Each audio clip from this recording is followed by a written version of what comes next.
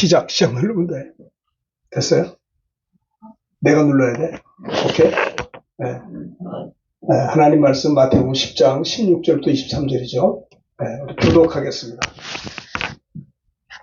네, 자, 우리 PPT 좀 띄워주세요. 마태복음 10장 16절에서 23절 한 절씩 교독할 텐데, 자, 봅시다. 앞에를 보세요. 보라, 내가 너희를 보내니 양을 이리 가운데 보낸 것 같도다. 그러므로 너희는 뱀같이 지혜롭고 비둘기같이 순결하라. 사람들을 삼가라. 그들이 너희를 위해 또 너희가 나로 말미암아 총독들과 임금들 앞에 끌려가리니 이는 그들과 이방인들에게 증거가 되려 하려 하심이라. 너희를 염려하여 무엇을 말할까 염려하지 말라. 그때 너희에게 할 말을 주시리니 말하는 이가 너희가 아니라 너희 속에 말씀하시는 이 곧 아버지 너희 아버지의 성령이시니라. 자식을 죽는데 내주며 자식들이 부모를 대적하여 죽게 하리라. 또 너희가 내 이름으로 말미암아 모든 사람이 미움을 받을 것이나 끝까지 견디는 자는 구원을 얻으리라.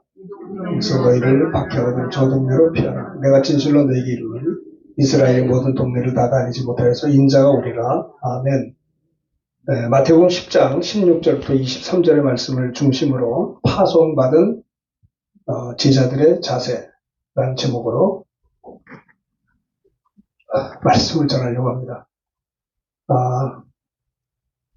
계속 하나 더 해야죠. 그 다음에 해야죠. 그 다음에. 그렇죠.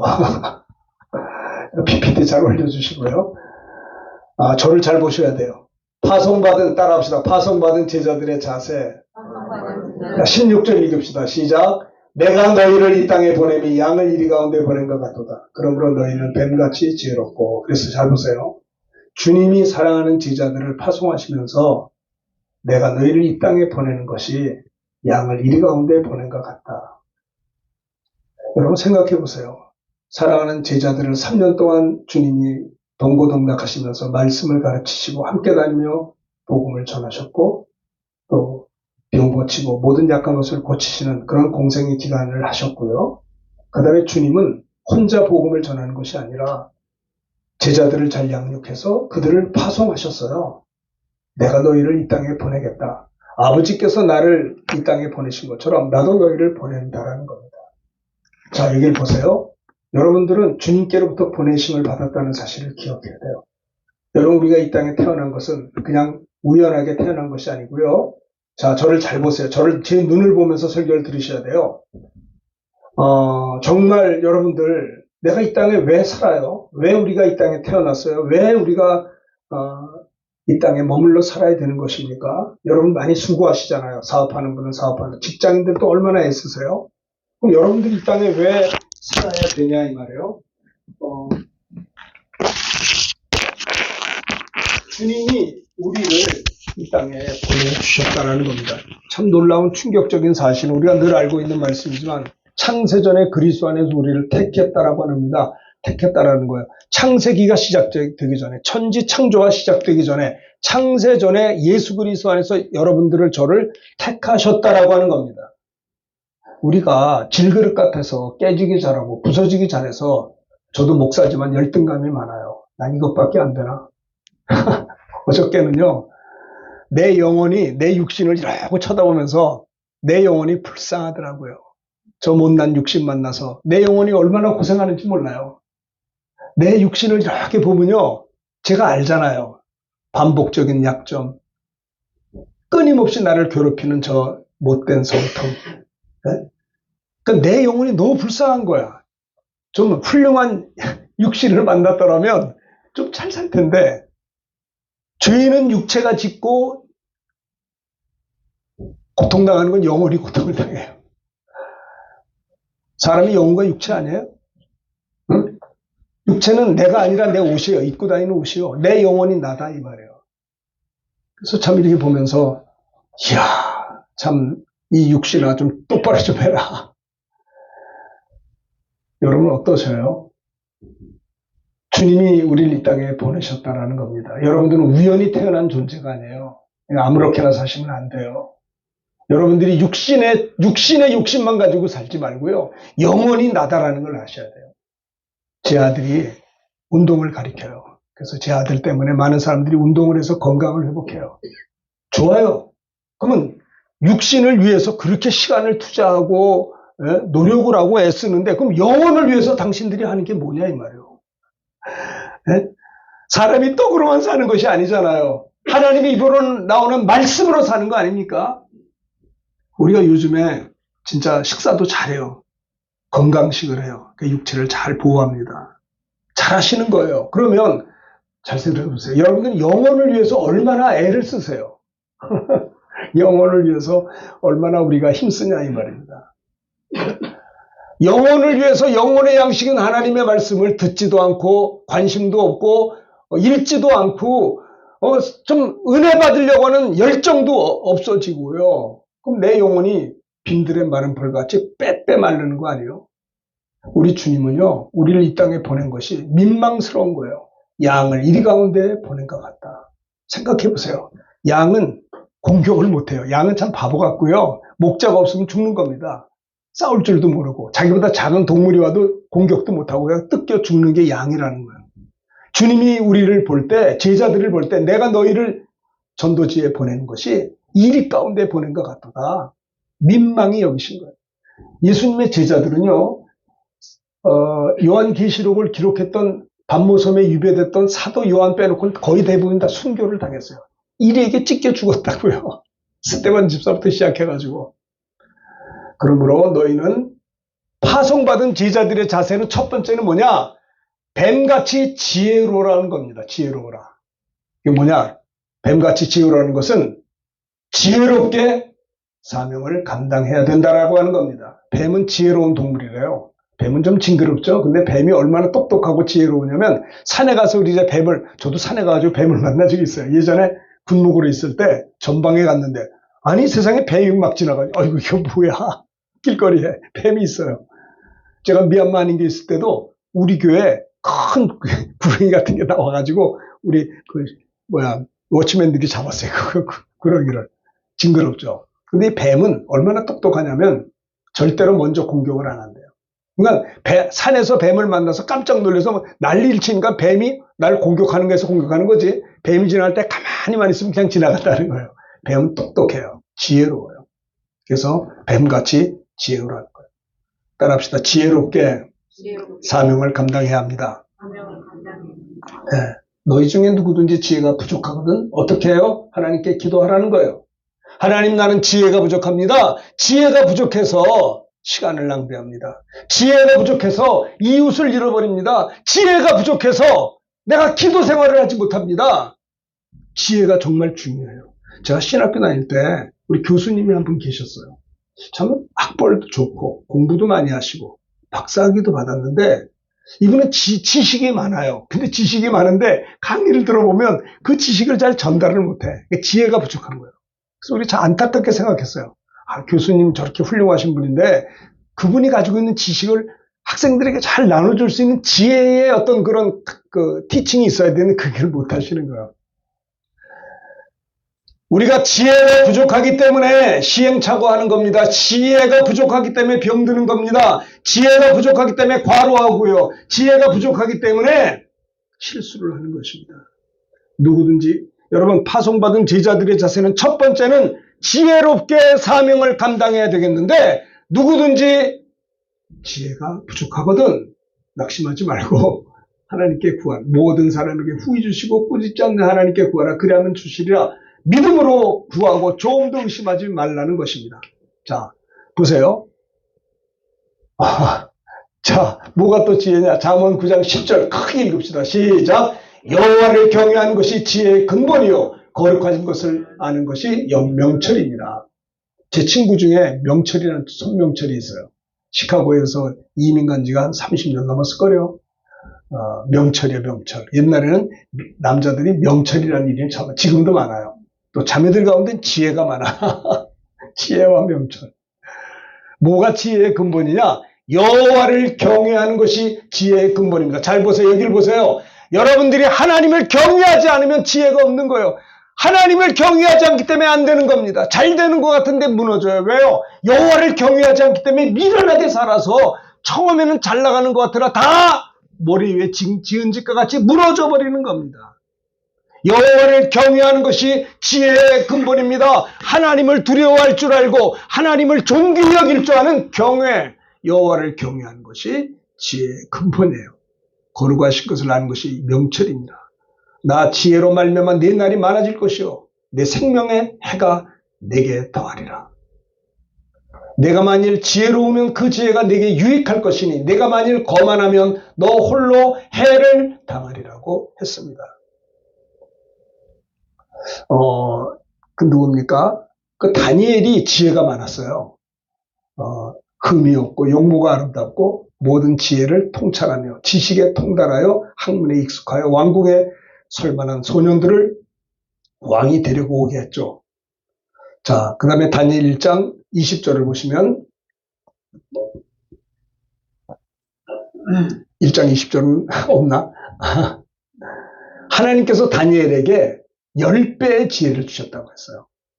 하나님의 뜻대로 살려고 왕의 진미를 거절하고 채식으로만 먹었는데 얼굴이 윤택했는데요. 그 하나님의 은혜로 그렇게 남의 나라 가가지고 그 밑에서 살면서 왕의 진미를 거절하고 하나님의 뜻대로 살려고 했던 다니엘에게 다른 고관들보다도 10배의 지혜를 주셨다는 거예요.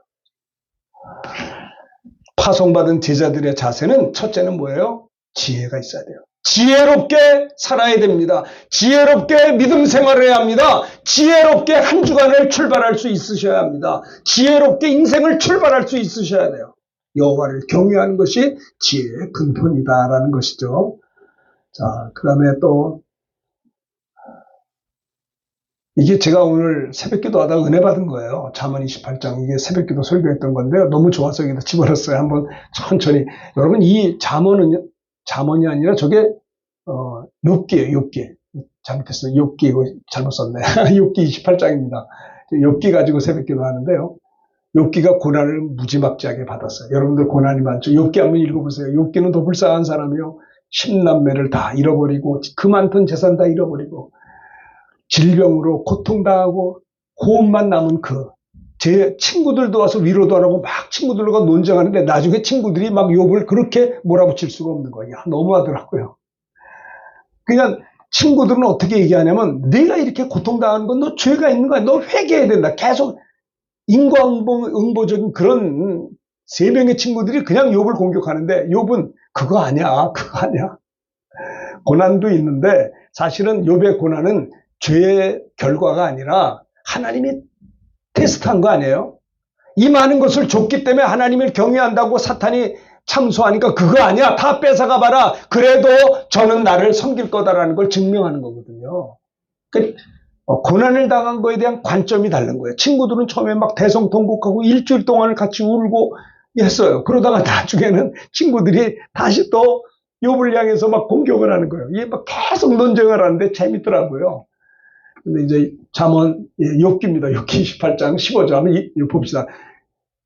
욥이 그 고난 속에 뭐를 깨달았는가? 15절 제가 있습니다. 순금으로도 바꿀 수 없고 은을 달아도 그 값을 당하지 못하리니 귀한 청옥수나 남보석으로도 그 값을 당하지 못. 황금이나 수정이라도 비교할 수 없고 정금 장식품으로도 바꿀 수 없으며 지혜의 값은 산호보다 귀하니라. 19절입니다. 구스의 황옥으로도 비교할 수 없고 순금으로도 그 값을 헤아리지 못하리라. 이게 뭔지 아세요? 지혜가 귀하다는 거예요. 보석으로도 순금으로도 지혜의 값을 헤아리지 못한다는 거예요. 그렇기 때문에 지혜가 어디서 오며 명철이 머무는 곳이 어디인가? 21절 제가 읽겠습니다. 모든 생물의 눈에 숨겨졌고 공중의 새에게 가려졌으며 이르기를 우리가 귀로 그 소문을 들었다 하느니라. 23절입니다. 하나님이 그 길을 아시며 뭘 알아요? 지혜의 길을 아시며 지혜가 있는 곳을 아시나. 24절 읽으세요. 이는 그가 땅끝까지 감찰하시며 온 천하를 살피시며 바람의 무게를 정하시며 물의 분량을 정하시며 비 내리는 법칙을 정하시고 비구름의 길과 우레의 법칙을 만드시고. 27절입니다. 제가 읽어요. 그때 그가 보시고 선포하시며 굳게 세우시며 탐구하셨고. 28절 다 같이 합니다. 또 사람에게 말씀하셨도다. 보라, 주를 경외함이 지혜요 악을 떠남이 명철이니라. 세상에 갖가지 보석 얼마나 자매님들이 좋아하시는지 아마 보석만 보면 난리가 나요. 제가 미얀마 안익에 있을 때 단기성 교원 사람들이 많이 계세요. 그러면 이분들이 이제 집에 들어갈 때 이제 쇼핑을 해요. 왜냐하면 단기성 교 오시는 성도들이 혼자 온 게 아니라 주변에서 많은 사람들이 펀드레이징을 해준 거예요. 고맙잖아요. 그러니까 그냥 돌아가지 못하잖아요. 옛날에 우리가 소풍 갈 때도 그냥 갑니까? 제가 어려서 소풍 가면 보찜을 뒤에다 놓고 잠을 자요. 저거 이제 어머니가 싸준 거. 그걸 이제 벗 들고 이제 가는 거예요. 그러면 형제들이라고 있다가 다 먹고 오면 안 돼. 냉겨와 그런다고요. 만약에 내가 그걸 다 먹고 오면 나는 보복을 받아요. 형제들이 소풍 가가지고 나는 국물도 없는 거예요. 나는 그렇게 그놈의 칠성사이다를 먹고 싶은데 그걸 뒤에 끼고 그 무거운 걸 긁고 다니면서 안 먹고 와. 왜? 와가지고 형제들하고 한 입씩 먹어야 되니까. 이게 이해를 못 하시는 게 무슨 말인지. 아이고 참나. 우리 권사님들은 그랬을 거야 아마. 그렇죠? 아니 그냥 어머니가 바리바리 싸주고 뒤에 딱 놓고 종합 선물 세트 과자 이렇게 놓으면 밤에 잠이 안 와. 저거 빨리 가서 먹어야지. 그러면 이제 소풍 출발하면 다 이러고 다 먹고 오면 안 돼. 꼭 이상하게 막 째려봐요. 형제들이 그러면 알았어. 밥만 먹고 와요. 그래가지고. 단기성 교회 하시는 분들도 혼자 안 가잖아요. 이렇게 옆분들이 기도도 해주시고, 우리 정주희, 우리 집사님이 또 단기성 교회 할 때도 많은 분들이 후원해주면, 올 때 그냥 옵니까? 하다못해 중국에 깨락도 사가져와서 이 깨 날아주고 있잖아요. 그것처럼, 이렇게 뭐하다 이렇게 이래 소리를 했나? 보석. 제가 미얀마 한인교회 있을 때, 미얀마는요, 옥에, 보석의 나라요.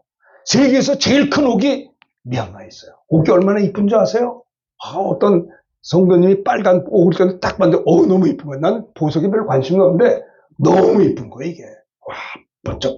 이게 뭐, 옥이 대단합니다, 보니까. 근데 보조 마켓이라고 양곤 그 중심에 보석 도매상이 있어요. 단기성교 팀들을 이제 쇼핑, 마지막에 선물 사야 되니까 다 한 주간 고생 많이 했수다. 그러니까 당신들 돌아가서 선물 해가지고 교인들에게 나눠주려면 일 들어가세요.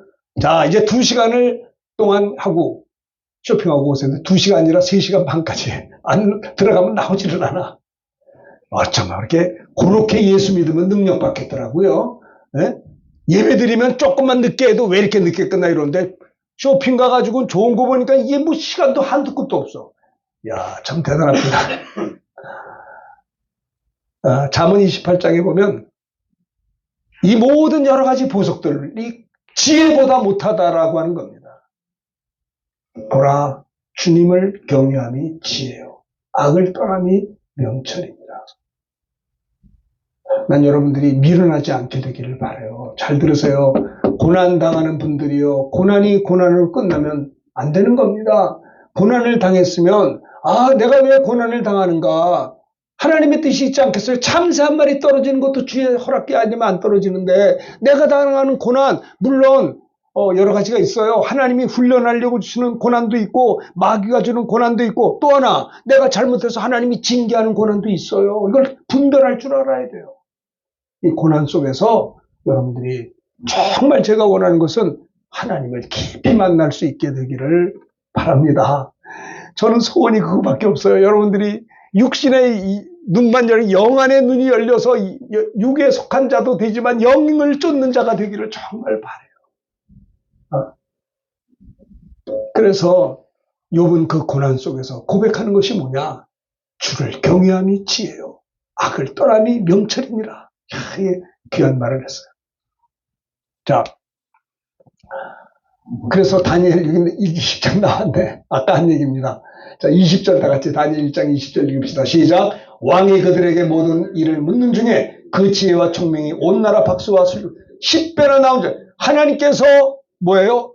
다니엘이 그렇게 하나님을 경외하고 섬겼을 때 10배나 다른 참모들보다 지혜를 주었기 때문에 왕이 다니엘을 총애했던 거예요. 다니엘이 사자굴 속에 들어가서도 왕이 슬픈 거예요.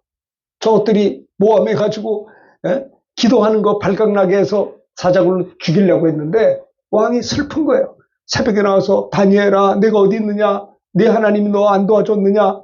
다니엘이 나타나서 왕이여 나 여기 있습니다. 하나님이 천사를 보내서 보세요. 사자 입을 막았나이다. 잘 들으세요. 여러분들이 세상 살면서 하나님의 도우심으로 사자의 입을 막아주시는 걸 볼 수 있어야 돼요. 그게 신앙생활 아니요? 여러분들이 왜 마음이 울적한 줄 아세요? 앞이 비지가 않아서 그래. 네? 여러분 잘 되시길 바라요. 다니엘에게 지혜를 10배나 주었어요. 네? 지혜. 애기 날 때 지혜라고 낳았다고 해서 지혜는 게 아니라 하나님을 경외하고 하나님만을 경외하고 사랑할 때 10배의 지혜를 줬다라고 하는 겁니다. 요셉도 지혜가 있었잖아요. 요셉은요, 우울증 걸리기에 합당한 사람이었어요. 17살 나이에 한창 아버지의 총애를 받았던 요셉이 형들에게 말입니다. 죽임을 당할 뻔하다가 겨우 살아가지고 먼 상인들한테 종으로 팔려갔으니 기가 막힌 거예요. 근데 거기서도 하나님을 경외하고 하나님이 지혜를 줘서 그가 지혜가 있어서 총무가 됐어요. 그리고 나중에 하나님이 지혜를 줘서 꿈을 해석해서 총리가 되게 했어요. 여러분 지혜가 이렇게 중요한 거예요. 지혜는 무너진 사람도 일으키는 겁니다. 구약의 요셉을 보세요. 사도 바울이 비록 과거에는 하나님과 원수된 자예요. 사도 바울이 과거에 사울 때요. 예수 믿는 사람을 박해하고 스데반 집사가 순교당할 때 가편 투표를 했고요. 다메섹에 가서 집단으로 예수 믿는 사람들을 잡으려고 갔다가 주님이 부활의 주님이 나타났어요. 사울아 사울아 예 누구십니까? 나는 내가 핍박하는 예수라. 잘 들으세요. 예수 믿는 사람을 핍박한 건 주님을 핍박한 거예요. 사울은 예수님 핍박하지 않아서 예수 믿는 사람을 핍박했죠. 박해하고. 그러니까 주님은 그랬어요. 나를 왜 핍박하느냐. 성도 한 분 한 분이 주님의 은혜라는 거예요. 그렇죠? 사울이 하나님이 불러주셨어요. 사울아 사울아 저는 기도할 때 그래요. 우리 성도들에게도 하나님이 좀 불러주세요. 저들 힘들어하고 있어요. 다메섹과 같은 곳에서 고생하고 있어요. 사울아 사울아 했듯이 왜 우리는 안 불러줍니까? 주님이 부르셔서 그가 화답한 거 구원받은 거 아니에요? 그는 충격 부활의 주님을 본 거예요. 아니 죽으셨는데 어떻게 된 거야? 아 구약에 예언된 메시아가 저분이구나라는 걸 알고 회개하고 3일을 금식하고 식음을 전폐하고 충격 속에 기도했어요. 눈이 멀어버렸어요. 너무 충격받아서. 하나님이 사울을 사랑했어요. 택했어요. 그래서 3일 후에 기도하고 있는 사울에게 위하여 아나니아에게 주님이 나타나 아나니아야 사울이 기도하고 있는데 가서 기도 좀 해주렴. 그랬더니 아나니아가 주님에게 하는 말씀이 주여 그런 소리 하지 마십시오. 저 사울이 얼마나 못된 놈인데요. 예수 믿는 사람이 얼마나 막혔는데 내가 왜 저를 위해서 기도해야 되나이까. 그러니까 그런 소리 하지 마. 아나니아야 저 사울은 이방인을 구원하려고는 나의 택한 그릇이다. 그래서 누굽니까? 또 아나니아와 순종을 잘해요. 예, 알겠습니다. 그렇군요. 그래서 주님의 보내심을 받아서 사울에게 가서 3일 동안 식음을 전폐하고 회개하며 기도하고 눈이 멀고 기도하는 그를 향해 금식하며 기도하는 그를 향해서 사울 형제 사울아 3일 전에 나타났던 주님이 나를 너에게 보내어 지금 이 시간 성령으로 충만하게 하신다라고 기도할 때 성령의 충만을 받고 눈에 비늘 같은 것이 벗어지고 기운을 차리고 음식을 먹고 성령 충만 받은 다음에요. 다메섹에서부터 예수는 하나님의 아들이요. 그러니까 유대인들이 놀란 거예요. 저거 뭐야? 갑자기 그렇게 변했어. 3일 만에 전도자가 된 거예요. 성령이 임하면 예수의 증인이 된다는 겁니다. 여러분들이 왜 전도하는 게 이렇게 부담스러운 줄 아세요? 성령 안 받아서 그래요. 성령을 왜 못 받았어요? 성령을 사모한 적이 별로 없어. 세상 사랑했죠? 언제 성령 사모했나요? 성령의 은혜를 언제 사모했냐고요, 여러분들이. 성령의 충만함을 줘 이렇게 살 수 없습니다. 이렇게 아무런 감동도 없이 내가 이렇게 낭비할 수 없습니다. 나에게도 성령의 충만함을 달라고 기도하셔야 되잖아요. 이게 없어요. 그냥 살아. 그냥 누굴 만나야 내가 출세하라. 누굴 만나야 내가 좀 형편이 피지? 아니 성령이 사모하려니까요. 왜 무능하냐? 성령을 받아야 권능을 받는데 성령을 못 받아서 왜 사모한 적이 없잖아요. 세상 사모했지 언제 성령 사모했어요? 저는요 하나님 은혜를 달라고 기도했어요.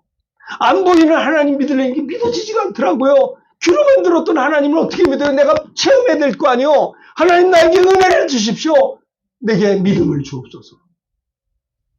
사도 바울은 성령의 충만을 받아서요. 지혜가 있어가지고 신약 성경 27 가운데 13권 기록했어요. 할렐루야. 와, 사도 바울은 성경을 13권, 물론 성령의 역사지만 그렇게 지혜가 있었기 때문에 로마서가 얼마나 기가 막힌 건지 아세요? 로마서가 있어가지고 루터가 개혁했다고요. 그거 가지고 갈라디아서. 그는 감옥 속에 들어가서도 원망하지 않았어요. 보복하려고 하지 않았어요. 빌립보 감옥에서 빌립보서를 써. 빌립보서가 1장부터 4장인데요. delightful, 기쁨에 뭐가 이렇게 기뻐요? 항상 기뻐하라. 예? 내가 다시 말하니 기뻐하라. 그는요, 참 지혜로운 믿음의 사람이었어요. 파송받은 제자들의 자세 첫 번째가 뭐냐? 하나님 나에게 지혜를 주셔서 믿음의 지혜와 말씀의 지혜를 가지고 사명을 감당해달라고 기도해야 되는 겁니다. 저도 어떤 때는요, 아침을 먹었는데, 오늘 아침도 밥 먹었는데, 과일 2개가 남았어서, 저거, 여자들이 그러잖아요. 설거지 하기 싫으니까 다 먹잖아요. 나도 그게 비슷하게 돼가지고, 저거 남으면, 저녁 내가 예배 끝나고 제가 하면 다 썩을 텐데, 그걸 먹으니까 배가 이상하더라고요. 내 속으로, 미련 공통이, 이게 지혜가 없구나. 저걸 안 먹어야 되는데, 예? 왜 배가 아파? 지혜가 없어가지고, 오바해서, 예? 예? 넘치게 과식한 거다, 과식. 지혜가 부족해서 그런 거예요. 요즘에 일교차가 크니까 막 더워가지고 문을 활짝 열고 자, 그리고 감기 콕 걸렸어. 그 지혜가 부족한 거야. 그거 좀 견디지. 새벽엔 춥잖아요. 아주 여러분들의 허물을 내가 이야기하니까 속이 다 시원하네. 문 열고 주무셔봐요. 감기 걸리면 요즘에 감기 걸리면 사람 치고 또 다 도망가. 감기를 좀 이상한 거 아닌가? 건강하셔야 된다. 예수님이 지혜로우셨어요. 우리가 주님의 제자로서 주님의 지혜를 저에게 주시옵소서. 뱀하고 시작해 또 넘깁시다. 20절, 19절. 마태복음 19장 19절 읽읍시다. 시작. 너희를 넘겨줄 때 어떻게 또는 무엇을 말할까 염려하지 말라. 그때 너에게 할 말을 주시리니. 20절입니다. 말하는 이가 너희가 아니라 너희 속에서 말씀하시는 이 곧 너희 아버지의 성령이시니라. 네. 성령께서 내 안에서 그때그때마다 마땅히 할 말을 주신단 말입니다. 이게 말씀의 지혜예요. 여러분, 성공한 사람은 그냥 성공할 수 있는 이유가 있었던 거예요. 롱런한 사람은 롱런의 이유가 있어요. 잘 나가다 왜 넘어져요? 하나님이 주시는 지혜를 잃어버렸기 때문에 그런 거예요. 기도하세요. 저도 가장 힘들 때, 위장병으로 너무 힘들고 어려울 때, 전도사가 됐는데도 성령 충만하지 못하고 방언도 할 줄 모르고 옛날에 열등감이 많았어요. 우리 목사님 기도 많이 하시고 우리 교인들, 집사님, 권사님들, 학생들도 막 방언하고 성령, 저 혼자 못해. 바보같이 전도사인데도. 그래서 저는 기도원 가서 몸부림을 쳤어요. 하나님 나에게는 왜 방언도 안 주시고 성령 충만도 안 주시고 난 철야도 할 줄 모르고 이 전도사가 이게 이 꼴이 뭡니까? 막 몸부림을 친 거예요. 그 꼴을 다 사모하는데 안 되는 걸 어떻게 해. 막 기도원 가서 2주간을 내가 몸부림 쳤는데 저만 못 받았어요. 은혜를. 그리고 돌아와서 아이고 어떡하면 좋은가 했는데 제 친구 전사님이 저희 집에 찾아왔어요. 제가 가장 가까운 친구인데 전화를 하고 그냥 온 거예요. 그때가 1980년 2월 달이었어요. 지금도 생각해 기억이 나요. 내가 대방 전철 아파트 살았는데 금호동 사는 제 친구 전도사가 저희 집에 와서 윤 전도사 왜 이거 전화도 안 하고 오냐 아침에. 그때 좀 방학 기간이었거든요. 좀 있으면 새학기 들어가는 3월 2일 2월 달은 좀 쉬잖아요. 3월에 이제 공부하는데 제 친구가 저를 붙들고 기도해 주고 싶어 왔어. 아마 새벽 기도가 제 생각에 그 친구가 저를 붙잡고 기도해 줄 때 그때 제가 통성기도가 터지고 그렇게 2주간 동안 기도원 가서 몸을 쳤는데도 그때 사모했던 방언을 받았고요. 그 다음에 병고침을 받았을 때 제가 예수님한테 미쳐버렸어요. 와 이거구나. 기도응답의 확신을 받게 되고 내가 왜 이렇게 인색하게 예수 믿었는가 회개했어요. 뭔가 드리고 싶은데 드릴 게 없었어요. 그래서 하나님 아버지 내가 목사가 돼서 군목 갔다 오면 개척할게요. 해서 제가 87년도 개척한 교회가 지금도 저 오목교회 목동평강교회예요. 예. 이번에 부흥회하는데 목동평강교회 목사님한테 카톡이 왔어. 목사님 사모님 자기 와이프하고 오겠대서 땡큐 very much. 오라고 원래는 같이 해봤자. 그래도 제가 개척했던 교회가 우뚝 서 있는 거 보면 참 기뻐요. 너무 감사하고. 하나님의 교회인데 그때 은혜 받았기 때문에 성령 받으면 하나님이 지혜를 주신다라는 거는 겁니다. 파송받은 제자들의 자세가 생각해 보세요. 내가 너를 이 땅 양을 이리 가운데 보도다 뱀같이 지혜롭게 지혜, 하나님의 지혜를 가지고 하나님이 주신 내 사명 감당하시고, 두 번째는 뭐냐? 따라합시다. 거룩함으로 사명을 감당해야 합니다. 뱀같이 지혜롭고 뭐요? 비둘기같이 순결하라는 거예요. 거룩함을 가지고 사명을 감당하라는 겁니다. 네? 한눈 팔면 안 돼요. 날 자꾸 봐야 돼. 요셉이 말입니다. 그 주인의 아내가 눈짓을 하며 동침하기를 요청할 때 요셉이 거절했습니다. 자기 주인의 아내에게 말합니다. 내 주인이 집안의 모든 소유를 간섭하지 아니하고 다 손에 위탁했으나 이 집에는 나보다 큰 이가 없으며 주인이 아무것도 내게 금하지 아니하였어도 금한 것은 당신뿐입니다.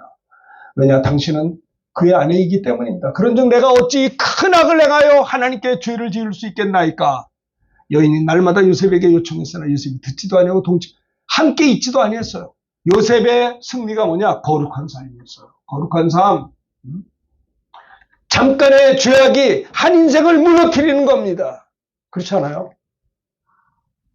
요셉의 승리는 거룩한 삶이 하나님의 지혜를 거룩한 비둘기같이 순결한 거였어요.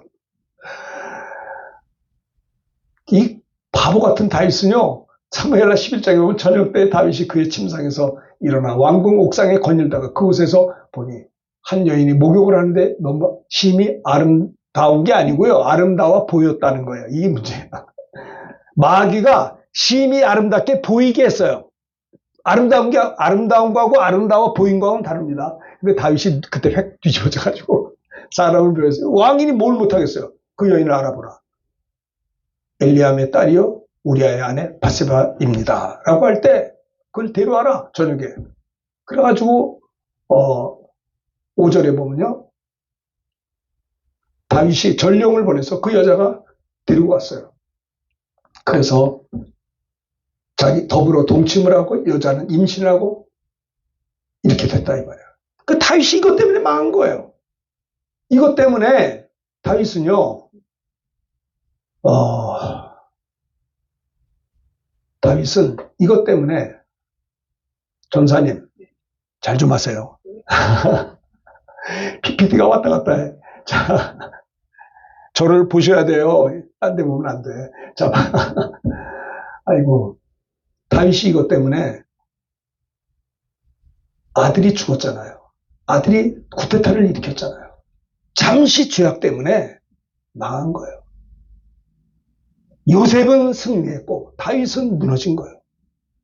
여러분, 파송받은 제자들의 자세는요, 지혜롭게 사명을 감당해야 되며, 두 번째 어떻게 해요? 거룩하게 사명을 감당해야 된다는 것을 꼭 기억하셔야 돼요. 우리가 아무리 믿음 생활 잘하다가도 한순간에 한눈 팔면 망하는 거예요. 아시겠습니까? 보라, 내가 너희를 이 땅에 보내니 양을 이리 가운데 보낸 것 같다. 마귀가 가만 놔두질 않아요. 미련하게 살게 만들고 죄짓게 살게 만들고 우리 사명 감당하지 못하게 만드는 거예요. 시간은 그냥 지나가 버리는 거예요. 오케이, 그 다음에 봅시다. 자, 교독하겠습니다. 요한일서 2장, 이 세상이나 세상에 있는 것들을 사랑하지 말라.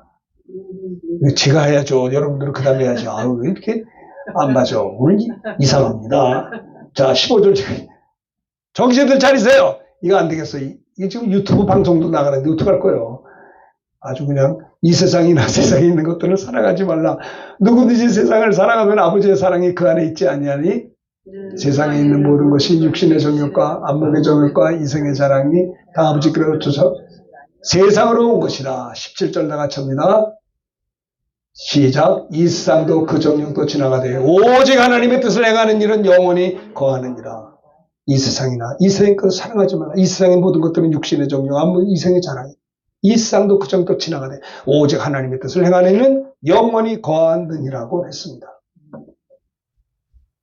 다니엘은 마음이 민첩했어요. 뛰어났어요. 그래서 왕이 그를 전국으로 다스리게 했어요.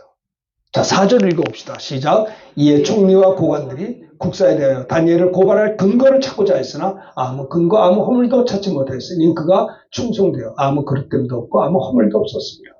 그릇됨이 없었어요. 순결했어요. 그래서 하나님께서, 아니 사인도 아닌데 돌리면 어떻게 해?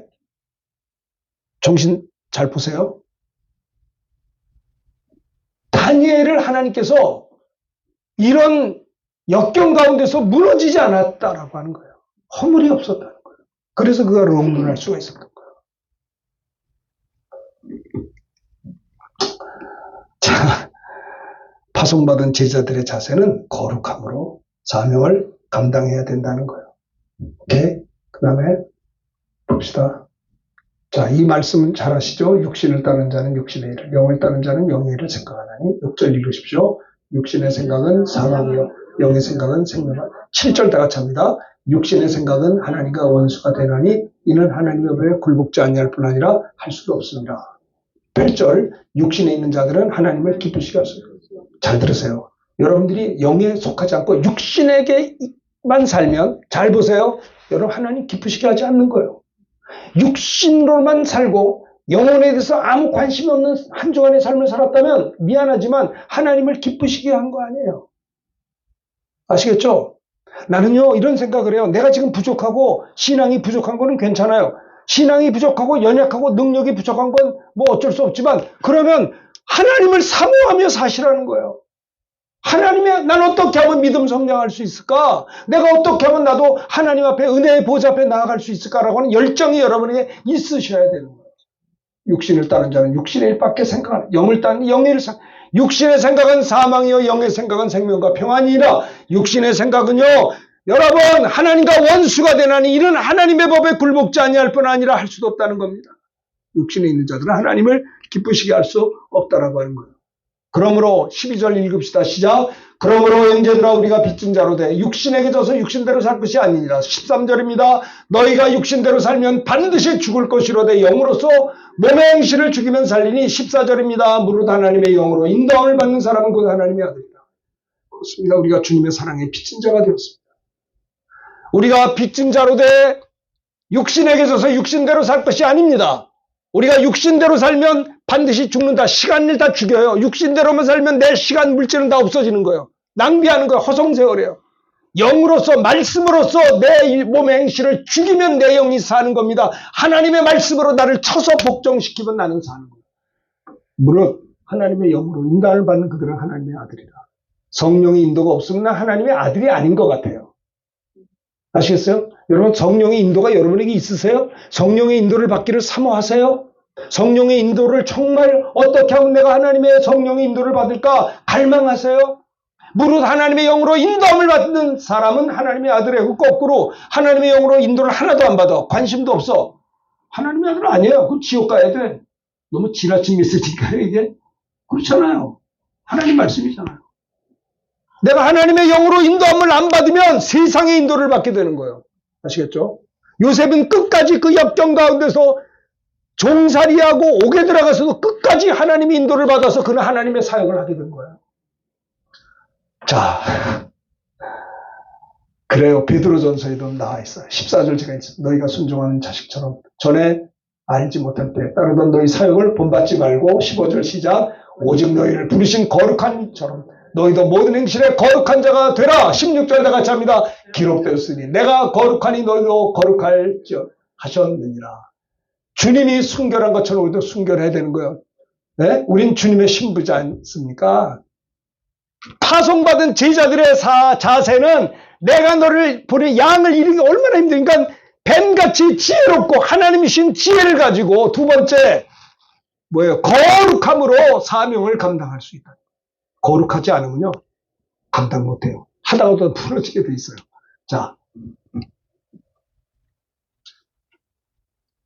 미국의 대통령 후보 훌륭한 사람들 많아요. 근데 바보같이 스캔들이 있었어. 빵 터져. 아니 가만 놔두면 대통령 되는데 바로 일보 직전에 스캔들 터져. 옛날에 그러니 말이야 천하의 바보예요. 아이고 왜 그래요? 인생을 아주 망치려고 작정을 했나요? 전 저기 사역자라고 써놨는데 좀 죄송한데 주회종들도 말입니다. 스캔들이 걸리면 참담 무너지는 걸 봐요. 회개하면 용서는 받아. 그런데 자기 사역이 다 무너져 버리는 거예요. 이거 어떡할 거예요? 여러분 파송받은 제자들의 자세는 끝까지 우리가 주님 앞에 서는 그날에 순결한 삶, 거룩함으로 여러분들이 주의 받은 사명 감당하시기를 주의 이름으로 축원합니다. 그렇죠? 16절 크게 한번 읽읍시다. 시작. 16절 보라 내가 너희를 보내니 양을 이리 가운데 보낸 것 같더라. 그러므로 너희는 뱀같이 지혜롭고 뱀같이 여러분 정신을 긴장을 풀지 마세요. 깨어서 기도해야 시험을 이길 수가 있다라고 하는 겁니다. 그 다음에 파송받은 이제 마지막으로 파송받은 제자들의 자세, 신앙의 자세는 뱀같이 지혜롭고 비둘같이 순결하고, 세 번째는 핍박을 각오하고 사명이라. 회당에서 채찍질하느냐. 17절 다 같이 읽읍시다. 시작. 사람들을 삼가라. 그들이 너희를 공에 넘겨주겠고 그들의 회당에서 채찍질하느냐. 제가 이 말씀 듣고 회개했어요. 저도 목사, 제가 84년도에 목사가 됐으니까 2014년이니까 지금 40년 차거든요. 좀 놀란 표정을 좀 줘주세요. 제가 40년짜리 목사예요. 여러분 무슨 소리 들어야 놀라십니까? 근데 40년 목회를 했는데요. 내가 은근히 사람들에게 인정을 받고 살려고 했더라고요. 누가 나를 칭찬해 주는 걸 내가 좋아하고요. 내가 은근히 가족들, 친척들이 나를 무시하면 내가 싫더라고요. 내가 그래도 목사인데. 가까운 우리 가족들이 이게 목사로 대하질 않아. 섭섭함을 느꼈어요. 근데 그걸 회개했어요, 제가. 내가 왜 인정받으려고 했는가? 내가 왜 사람들에게 칭찬받으려고 했는가? 저게 그 본능이 있더라고요. 부끄러웠어요. 왜냐, 주의 종들은요, 채찍질을 받을 그것이 정상이에요. 사람들을 삼가야 됩니다. 그들의 회당에서 너희를 채찍질하리라. 나 채찍 안 맞은 것만 해도 감사한 거예요. 예수님의 제자들은 모두 다 순교했어요. 주를 위해서 미랄이 되었어요. 파송받은 제자들의 자세는요, 이 땅에서 높임받는 게 아니더라고요. 어떤 때는 제가 사람들의 격려에 굶주려 있더라고요. 내가 이게 왜 이래, 이거? 와, 깊이 회개했어요. 핍박을 각오하고 사명을 감당하는 겁니다. 여러분, 나를 인하여 너희를 욕하고 거짓으로 너희를 핍박하며 기뻐하고 즐거워하라. 하늘에서, 우리는 하늘의 상을 바라보고 사는 사람이지, 우리가 물론 사람과 사는 걸 격려해야 됩니다만은, 누가 나를 왜 인정하지 않나? 왜 내가 저 사람들이 나를 안 봐주나? 이런데 우리가 벗어나야 돼요. 제자들의 자세는 핍박을 각오하고 사명을 감당해야 되는 겁니다. 제가 84년도에 목사 안수를 받고 군목으로 훈련받으러 갔을 때 16주 동안 훈련받는데, 장교 훈련받는데 8kg 빠졌어요. 나만 다 그래야 다 우리 동료 목사님들 다 몸무게가 8kg, 7kg 다 빠졌다. 하루 종일 땀 흘려. 여러분, 군에 가면요, 훈련받을 때는 고생을 작정하고 갑니다. 그래야 군인이 되거든요. 네, 그랬어요. 이거 보시오. 우리가 목사인데 훈련 끝나고 계급장 달면 비전투 요원이에요. 총도 없어. 그런데 왜 이렇게 세게 우리를 훈련시키세요? 그랬더니 이렇게 해야 당신들이 장병들의 마음을 안다는 거예요. 맞는 말이죠. 훈련이 힘들었지만 힘들다 생각하지 않았어요. 그러려니 했어요. 그 과정을 겪어야 내가 대한민국 장교가 돼서 전방을 지키는 군목이 된다는 그 믿음이 있었기 때문에 군대 목회하려면 훈련을 받아야 되는 거예요. 그러니까 고생을 작정하고 훈련받으니까 훈련이 고생스럽지가 않아요. 나중에는 너무 많이 걸어지니까 발가락이 두 개가 시커멓게 멍들고 까매지더니 발톱이 빠지더라고요. 많이 걸으면 발톱이 빠져요. 안 빠진, 한번 걸어보세요. 안 빠지나. 아이고, 빠진다니까. 나만 빠지니까 우리 동료 목사들 발톱이 두 개가 빠졌어. 그러려니 하네. 그래야 이 나라 지키는 장교가 되는 거예요. 우리가 하나님 나라의 영광의 멸류관을 받는 그리스도의 군사가 되려면 핍박을 각오하고 사명을 감당하는 겁니다. 139년 전에 미국 서구의 영국, 미국의 훌륭한 젊은 하나님의 종들이 명문대학을 나오고 신학을 졸업하고 선교 훈련을 받아서 조선 땅에 왔어요. 죽기를 각오하고 온 사람들이에요. 그래서 이 나라가 이렇게 된 거예요. 파송받은 제자들의 자세는 이 세상에서 칭찬받으려는 꿈을 깨고 핍박을 각오하고 사명을 감당해야 된다는 겁니다. 의를 위하여 박해를 받는 자는 복이 있습니다. 천국이 그대로. 나로 말미암아 너희를 욕하고 박해하고 거짓으로 너희고 모든 악한 말을 할 때 속상해하지 마라. 화내지 마라. 너에게 복이 있나니 기뻐하고 즐거워하라. 하늘에서 너희 상이 큽니다. 너희 전에 있던 선자들 이같이 박해한 여러분 권사님들, 집사님들, 성도님들 주일 하다가 억울한 일 당하고 속상한 일이 있을 때 슬퍼하지 마세요. 주님 때문에 당하는 고난은, 저는 어떤 땐 주님 때문에 고난 당하면 야, 내가 하도 상을 못 받으니까 하나님이 상 주시려고 나 고난도 받게 하시는구나. 하나님 고맙습니다. 하도 상급이 없으니까 주의 이름으로 고난도 주시네요. 상 주시려고. 그렇습니다. 그 다음에 봅시다. 스데반 집사도 돌에 맞아 죽으면 성령 충만해서 하나님의 영광, 예수께서 하나님 우편에 서시는 거 보고 보라 하늘이 열리고 인자가 하나님 우편에 서는 것을 보는도다. 큰 소리를 지르고 귀를 막고 일제히 달려들어 스데반을 말입니다. 어떻게 했어요? 58절에 보면 내치고 돌로 칠 때, 사울 앞에 뒀죠.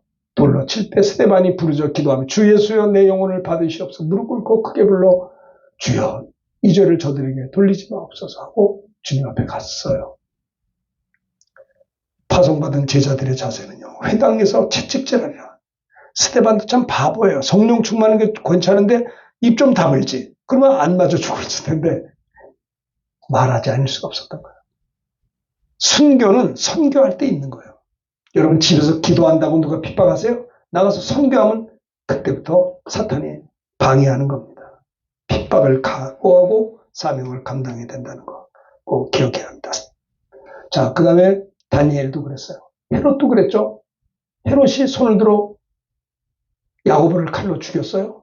이걸 기뻐하니까 베드로도 잡아 죽이려고 했는데 무교절 기간이어서 6월절 기간 끝나면 죽이려고 옥에 가두었어요. 그래서 또 6월절 후에 백성 앞에 끌고 이에 베드로를 옥에 갇혔지만 교회는 기도했어요. 이때 하나님이 역사했죠. 옥문을 지켰지만 7절에 보면 어떻게 됐어요? 7절에 호련히 주의 사자가 나타나 옥중에 베드로의 옆구리를 쳐 깨워 급히 일어나 그를 끄집어낸 것입니다. 고난 속에 하나님의 영광이 나타나는 것을 볼 수가 있는 겁니다. 오케이. 그 다음에 로마서 다니엘도 그랬잖아요. 사자굴에서 기꺼이 각오하고 기도했을 때 살았어요. 사드락 메삭 아벳느고도 풀에서 안 죽고 살아났어요. 금신상에 절하지 않았을 때. 그렇습니다. 무엇보다 우리 예수님도 기꺼이 십자가를 지셨어요. 그래서 사명을 감당한 것처럼 우리들도 주님이 주신 십자가를 지고 핍박을 각오하고 사명을 감당할 때 영광의 멸류관, 여러분 예수 믿고 성령 받은 이후에 우리의 나머지 생 주를 위해서 열심히 뛰다가 가면 영광의 멸류관이 결정되어진다는 것을 기억해야 될 것입니다. 자, 로마서 8장 요 한번 교독합시다. 17절 읽읍시다. 시작. 자녀에는 또한 상속자 곧 하나님의 상속 그리스도와 함께한 상속자니 우리가 그와 함께 영광을 받기 위하여 고난도 함께 받아야 할 것이냐. 18절 다 같이 합니다. 생각하건대 현재의 고난은 장차 우리에게 나타날 영광과 좋게 비교할 수 없도다. 할렐루야. 이 말씀 드는 걸 생각하면서 우리 함께 찬송하도록 하겠습니다. 찬송가